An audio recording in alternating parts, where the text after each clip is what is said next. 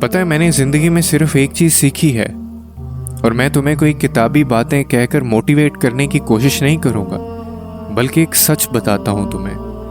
اگر اللہ تمہیں یہاں تب لے آیا ہے تو اس نے آگے کے لیے بھی بہت کچھ سوچ رکھا ہوگا۔ وہ تمہیں آزمائش میں ڈالنے سے پہلے اس آزمائش سے نکلنے کا حل بناتا ہے۔ پھر تم کیوں ایسا سوچتے ہو کہ وہ تمہیں بھول گیا ہے یا پھر تمہیں سن نہیں رہا؟ تم نے اپنے انتخابات کا نتیجہ دیکھ لیا۔ تم نے اپنی منمانی کر کے ہر شخص کی، ہر چیز کی حقیقت کو دیکھ لیا۔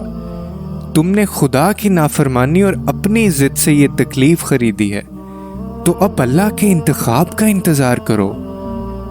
جو تحفہ، وہ چیز اس نے تمہارے لیے رکھی ہے، اس چیز کا انتظار کرو، اور یقیناً اللہ کا انتخاب بے حد پرسکون ہوگا، جو تمہیں یہ بتائے گا کہ اختتام ایک نئی منزل کا آغاز ہوتا ہے۔